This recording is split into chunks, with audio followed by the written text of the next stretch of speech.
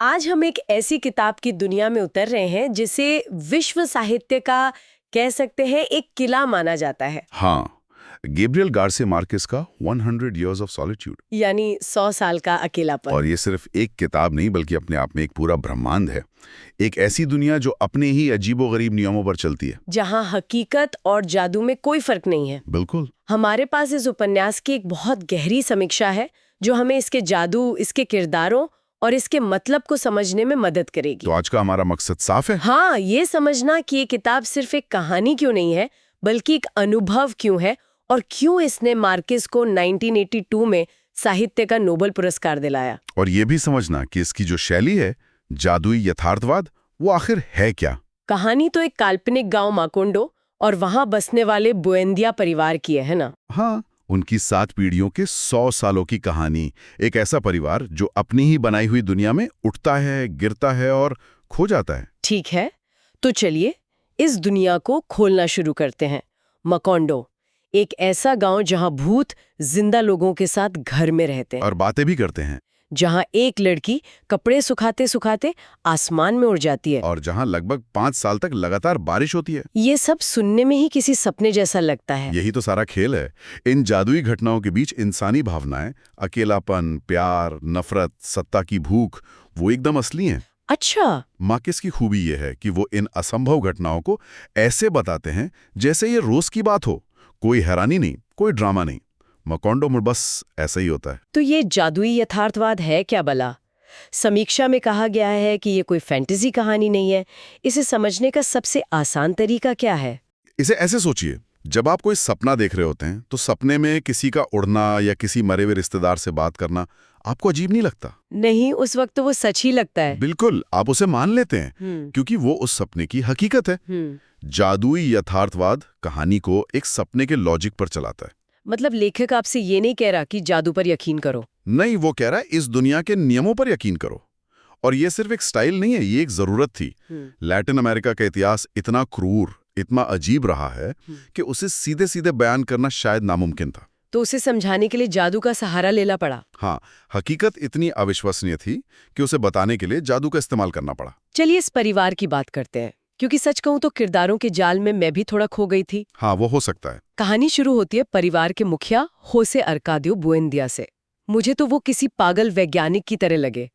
वो क्या खोज रहे थे? वो ज्ञान खोज रहे थे, दुनिया के रहस्य जानना चाहते थे। जैसे चुंबक कैसे काम करता है, बर्फ क्या होती है, दुनिया गोल है या नहीं। उनका जुनून उन्हें हकीकत से इतना दूर ले जाता है कि आखिर में वो पागल हो जाते हैं। और फिर परिवार उन्हें एक पेड़ से बांध देता है। हाँ, वो एक तरह से आधुनिकता और विज्ञान के पीछे की जो अंधी दौड़ है उसके प्रतीक हैं। और उनके ठीक उलट है उनकी पत्नी उर्सुला इग्वारान। वो परिवार की रीढ़ है। बिल्कुल, जहां होसे अर्कादियो सपनों में खोए हैं, वहीं उर्सुला असल दुनिया में परिवार को 100 साल से भी ज्यादा समय तक एक साथ जोड़े रखती हैं। वो उस ताकत का प्रतीक है जो हर परिवार को टूटने से बचाती है। हाँ, लेकिन वो भी इस परिवार की एक अजीब विरासत को रोक नहीं पाती। एक ही नाम को बार बार दोहराने की आदत। एग्जैक्टली। हाँ, ऑरेलियानो और होसे अर्कादियो। जब मैंने पहली बार पढ़ा तो मैं पूरी तरह कंफ्यूज हो गई थी कि कौन सा ऑरेलियानो कौन है। ये जानबूझकर किया गया है क्या? हाँ, ये मार्केस का एक बहुत बड़ा ट्रिक है। ये सिर्फ कंफ्यूज करने के लिए नहीं है बल्कि एक पैटर्न दिखाने के लिए है। कैसा पैटर्न? आमतौर पर जितने भी ऑरेलियानो हैं वो शांत, अकेले रहने वाले और विद्रोही स्वभाव के होते हैं। और जितने भी होसे आर्काडियो हैं वो ताकतवर, जिद्दी और दुनियादारी में लगे रहने वाले होते हैं। ओह, अच्छा। ये दिखाता है कि परिवार एक चक्कर में फंस गया है। पीढ़ियां बदल रही हैं लेकिन इंसान की फितरत और उसकी किस्मत वो नहीं बदल रही। लेकिन क्या ये सच में किस्मत का दोहराना है या सिर्फ एक परिवार की नासमझी? क्या वे सच में अपनी नियति से बंधे हैं या वे बस एक ही तरह की गलतियां करने के लिए बहुत जिद्दी हैं? ये एक बहुत बड़ा सवाल है जो किताब उठाती है। शायद दोनों। ये एक तरह की फैमिली प्रोग्रामिंग है। मतलब? हर पीढ़ी सोचती है कि वो पिछली पीढ़ी से अलग करेगी, लेकिन अनजाने में वो वही गलतियां दोहरा देती है। शायद मार्केस यही कह रहे हैं कि हम अपने अतीत से भाग नहीं सकते, वो हमारे अंदर ही मौजूद होता है। और इस चक्र का सबसे बड़ा उदाहरण शायद कर्नल ऑरेलियानो बुएंदिया है। हाँ, एक विद्रोही जो 32 लड़ाइयां लड़ता है और सारी हार जाता है। उसका किरदार सत्ता और युद्ध के बारे में क्या बताता है? वो दिखाता है कि सत्ता इंसान को कैसे अंदर से खोखला कर देती है। कर्नल लड़ना शुरू करता है एक ऊंचे आदर्श के लिए, लेकिन लड़ते लड़ते वो भूल जाता है कि वो लड़ क्यों रहा था। आखिर में वो सिर्फ अपने अहंकार के लिए लड़ रहा होता है। सही कहा। उसे सत्ता मिलती भी है, लेकिन वो उसे इतनी बेमतलब लगती है कि वो सब कुछ छोड़ देता है, और अंत में उसके पास सिर्फ एक चीज बचती है, अकेलापन। हाँ, अकेलापन। और यहीं हम किताब के सबसे बड़े थीम पर आते हैं, अकेलापन या सॉलिट्यूड। ऐसा लगता है कि हर किरदार, चाहे वो कितना भी शक्तिशाली क्यों ना हो या कितने भी लोगों से घिरा हो, अंदर से बिल्कुल अकेला है। हाँ, और ये इस किताब का सबसे गहरा और दिल तोड़ने वाला सच है। मार्कस ये कह रहे हैं कि सबसे बड़ा अकेलापन भीड़ में महसूस होता है, अपने ही परिवार के बीच। ये तो बहुत दुख की बात है। ये सिर्फ एक एहसास नहीं बल्कि एक चेतावनी है कि बिना सच्ची समझ के प्यार भी एक तरह की कैद बन सकता है। हर किरदार प्यार करता है, लेकिन गलत तरीके से। मतलब अपने अपने तरीके से। हाँ, एक इच सेंटर्ड तरीके से। वे एक दूसरे को चाहते हैं पर समझ नहीं पाते, और इसीलिए वे सब अकेले हैं। समीक्षा में ये भी बताया गया है कि ये सिर्फ एक परिवार की कहानी नहीं है, बल्कि पूरे लैटिन अमेरिका के इतिहास का एक रूपक है। वो कैसे? इसका सबसे अच्छा उदाहरण तब मिलता है जब मकोंडो में एक अमेरिकी केले की कंपनी आती है। गांव में अचानक पैसा और प्रगति आती है, लेकिन उसके साथ शोषण और हिंसा भी आती है। अच्छा। जब मजदूर हड़ताल करते हैं तो कंपनी की सेना हजारों लोगों को मारकर उनकी लाशें ट्रेन में भरकर समुद्र में फेंक देती है। और फिर सरकार ऐलान करती है कि ऐसा कुछ हुआ ही नहीं। ये तो बहुत भयानक है। और ये सच में हुआ था। ये सीधे सीधे 1928 में कोलंबिया में हुई बनाना मसक्कर की घटना पर आधारित है। ओह, वाकई? हाँ, जहां यूनाइटेड फ्रूट कंपनी के खिलाफ हड़ताल कर रहे मजदूरों को मार दिया गया था।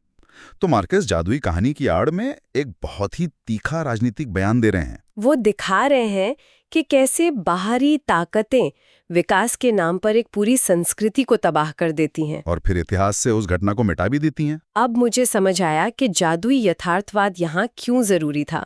इतनी बड़ी त्रासदी को शायद सीधे सीधे कहना मुश्किल होता। बिल्कुल। अच्छा, अब जरा इसकी लेखन शैली पर आते हैं।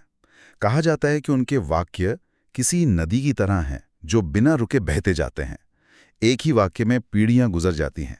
ये पढ़ना कैसा होता है? शुरुआत में ये थका सकता है, जैसे आप किसी तेज लहर में फंस गए हों। उनके पैराग्राफ कई पन्नों तक चल सकते हैं। हाँ, ये तो है। लेकिन एक बार आप खुद को ढीला छोड़ देते हैं तो ये एक अद्भुत अनुभव है। आप कहानी को पढ़ नहीं रहे होते, आप उसमें डूब रहे होते हैं। इसलिए ये किताब धैर्य मांगती है। हाँ, ये कोई एयरपोर्ट पर खरीदकर फ्लाइट में खत्म करने वाली किताब नहीं है। समीक्षा में नए पाठकों के लिए यही सलाह दी गई है कि किरदारों का एक फैमिली ट्री बना लें, वरना कंफ्यूज होना पक्का है। मैंने भी कोशिश की थी। पहली बार जब आप इसे पढ़ते हैं तो किरदारों के नाम याद रखना लगभग नामुमकिन होता है। मैंने भी एक फैमिली ट्री बनाने की कोशिश की थी और तीसरे चैप्टर तक मेरा पन्ना पूरी तरह भर चुका था। वही, लेकिन वो कंफ्यूजन भी इस अनुभव का हिस्सा है। मार्केस चाहते हैं कि आप तर्क से ज्यादा अपनी भावनाओं पर भरोसा करें। तो इस किताब को पढ़ने का सही तरीका क्या है?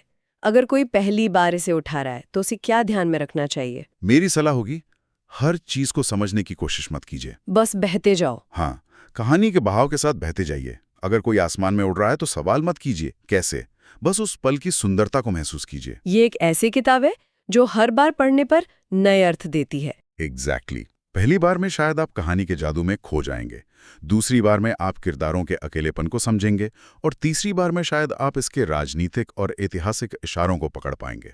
सही है। ये एक महान साहित्यिक कृति की पहचान है। ये कभी पुरानी नहीं होती, ये समय के साथ बढ़ती है। और पाठक भी इसके साथ बढ़ता है। इसीलिए 50 साल से ज्यादा समय के बाद भी ये उतनी ही जरूरी और ताकतवर है। तो कुल मिलाकर 100 Years of Solitude सिर्फ एक उपन्यास नहीं है, बल्कि जैसा हमारी समीक्षा में कहा गया है, ये इंसानी इतिहास, अकेलेपन और समय की एक लंबी खूबसूरत कविता है। बिल्कुल। कोई हैरानी नहीं कि इसे 5 में से 5 स्टार की रेटिंग दी गई है। ये एक ऐसी किताब है जो पढ़ने के खत्म होने के बाद भी आपके साथ रहती है, आपके विचारों में, आपके सपनों में। और ये हमें एक बहुत ही जरूरी और कुछ हद तक परेशान करने वाले सवाल पर लाकर छोड़ देती है। वो क्या? उपन्यास का अंत बहुत गहरा है। बुएंदिया परिवार का अंत इसलिए हो जाता है क्योंकि वे पीढ़ियों तक प्यार को समझने में नाकाम रहते हैं। वे अपने अकेलेपन से बाहर नहीं निकल पाते। तो अगर इतिहास, चाहे वो किसी परिवार का हो या पूरी मानवता का, खुद को दोहराने के लिए ही बना है, तो क्या हमारे अपने फैसलों का, हमारी कोशिशों का कोई मतलब है? या हम सब बस एक पहले से लिखे गए चक्र को तोड़ने की एक बेकार कोशिश कर रहे हैं?